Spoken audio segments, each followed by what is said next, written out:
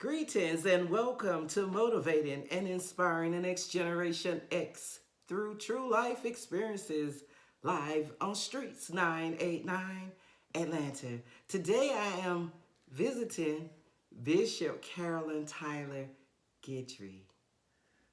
She is the 122nd elected and consecrated bishop of the AME Church. And she is a trailblazer. She joins us today for our Fairburn women, the Powerful Women of Fairburn, Georgia, the Women Trailblazers. She is an significant person in my life. Hi, Bishop. How are you? Hi, neighbor. Bishop, thank you so much for coming on today for our 15-minute convo with Evangelist Jazzy. I know that you are the first and the second and the first of many precedents. Share with our audience a little bit about who you are and how significant you are in the AME Church. Well, I am, as you said, Carolyn Tyler Guidry. I am a lifelong AME, African Methodist Episcopal Church.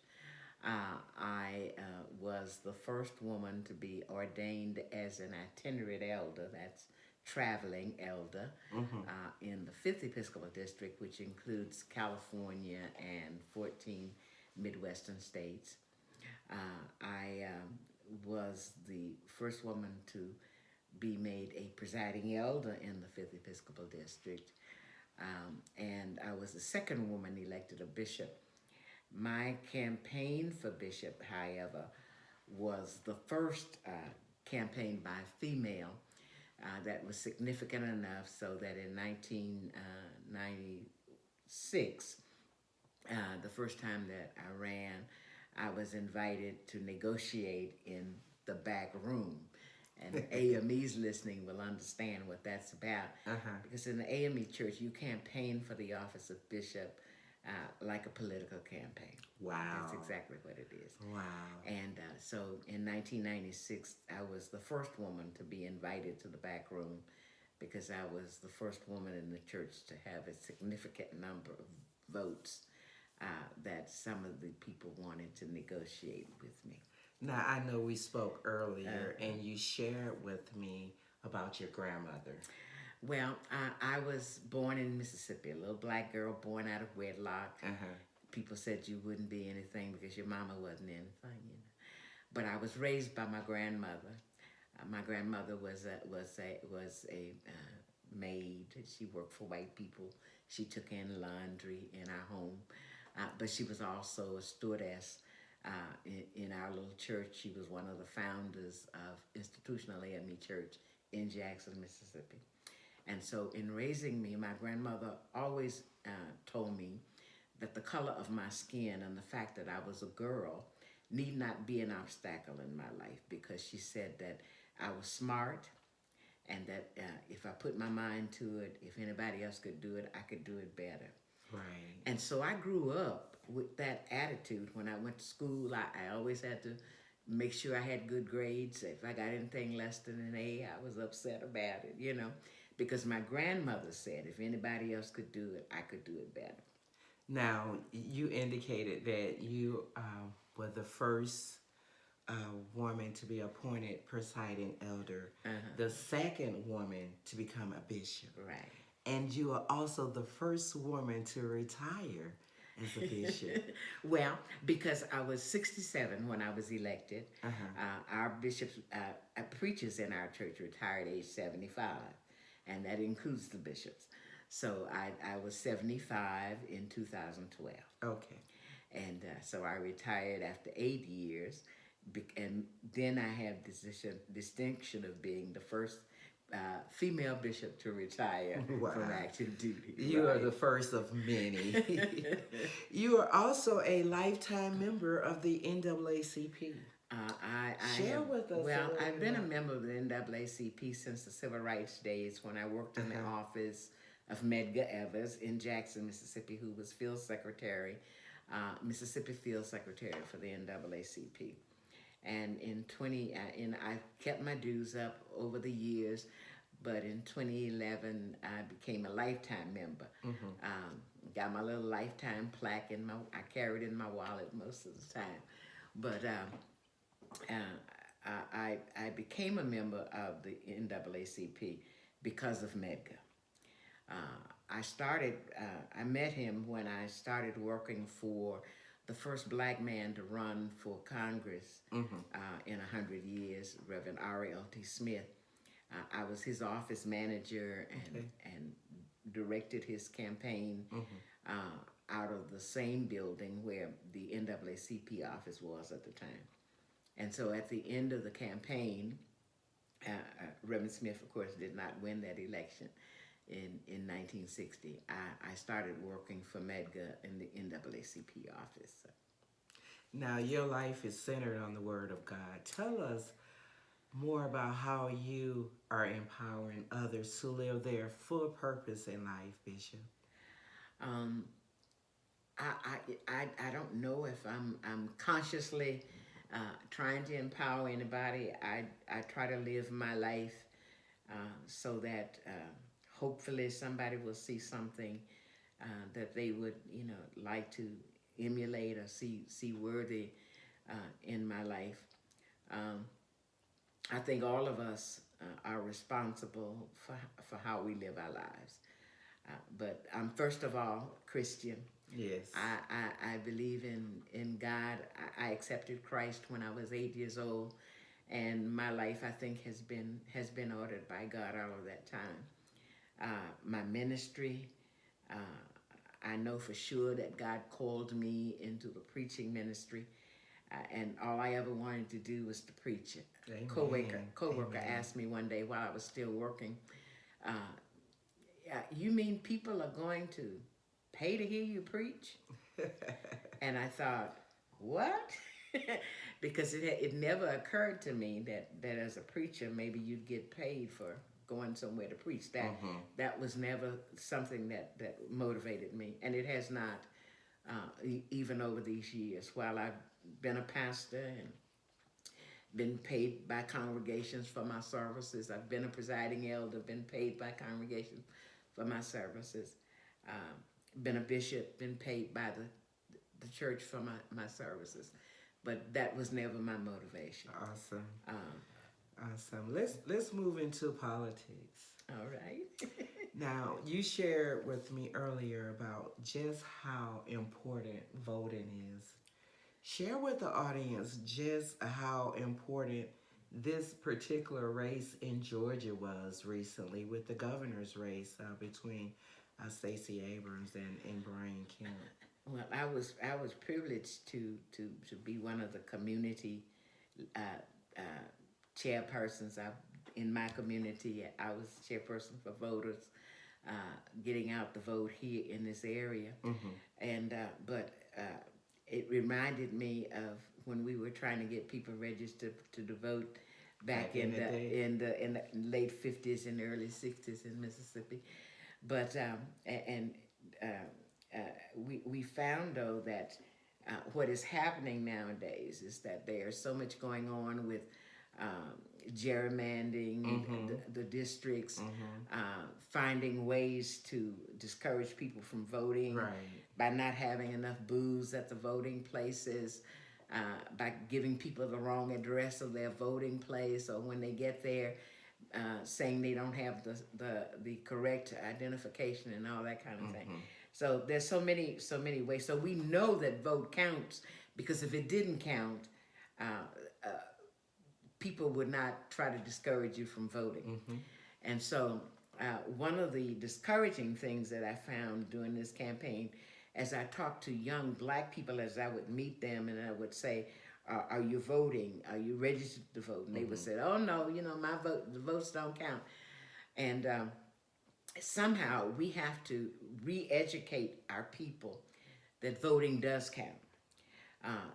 Look at the many races around the country where people lost by 2 votes or 1 vote. Yes. And I can't remember what state it was in where they had to pull a vote out of the hat because the people were. I think it was Florida. I don't think it was Florida, but just because so much stupid stuff happens in Florida, I don't think it was Florida. But every vote does count. And if you don't vote, then you know your vote don't count. Somebody showed a meme on Facebook showing how many people did not vote, and said, if you don't like the president and the White House now, it's because you didn't vote. Right. And so you're responsible for his being there. Right. And so it's my hope that in coming up to the 2020 election, that we can convince people that voting is important, and that every person who is eligible from 17 and a half on, particularly black people, would get registered to vote. Not just register, but actually go out and vote. We can't tell you how to vote. That's your privilege. Right. Being an American citizen means that you can be a Democrat, you can be a Republican, you can be an independent, whatever you want to be, but you vote, and vote your conscience, and vote your self-interest. Awesome. Bishop, when you look back over the years, are there any life experiences that has molded you as an individual that you would like to share with us today? Well, I think first of all, I was privileged to be married to a very godly man. Awesome. Can I tell you a little story about that? Please. When I was 5 years old, I saw a couple next door to us, next to my grandmother's house, fighting. And they had two little boys. And those two little boys had their faces pushed against the window as their parents left home, and the kids were crying. And I couldn't be more than 5 or 6, and I can remember saying, God, remember I was raised in the church, and I can remember saying, God, when I grow up, I want my husband to be a Christian and take our children to church. Amen. And when I was 14, I met the young man that I married. What, at 14? At Sunday school, yes. And we were married for 35 years until he died. And we raised 6 wonderful children. Wow. And so my thing is that God has always ordered my steps. Now, sometimes I've stepped out of the path that God has set for me and had to pay the consequences for that, you know. Yes. But as I look back almost 82 years, I can see where God has had his hands on me and has guided my life all these years. Awesome. Any final words of wisdom for the audience today, Bishop? Well, I think lately I've been talking to people about living with no regrets. And when I first said that, a young woman said to me, I don't understand what you mean. Does that mean that you haven't made any mistakes? No. It means that my mistakes have helped me to write my path. That my mistakes have helped me to know when I've not done the right thing and to correct what I'm doing. And so you look back over your life and let your mistakes, your good days, your good actions guide you and direct you and correct you. And then you can come to 82 and say, I'm living with no regrets. Because everything has been beneficial for my learning. Wow. You know, you have some powerful remarks and some powerful statements. I know you spoke earlier, before I end the interview, I know you spoke earlier about meeting Dr. King. When I was working in the office for Medgar, Dr. King started his rise in Alabama and Birmingham, and then came to it and was in Atlanta. But after he started the what's the program that he started? What's the name of his organization? The King Center? No, there's an organization. Oh, the SCLC. Oh, SCLC. Okay. I'm sorry. That's right. SCLC, Southern Christian Leadership Council. Right. Conference, right. And they came to Mississippi when Medgar was still alive for a community meeting that we were having, and it was at the Masonic Temple. And Dr. King came, and he was one of the speakers, and I was able to meet him then. Long before, this is before he became internationally famous for his leadership. These were in the early days. Before Medgar Evers was killed, because Mississippi was then probably the most active. We had most of the civil rights leaders who had come down. The young men had been killed for trying to get people registered to vote. And so, Emmett had been killed as well. Yes. So. And so it was. Now, I look back and think, it was an honor to. Then he was just another young man in the fight, because there were so many coming at that time.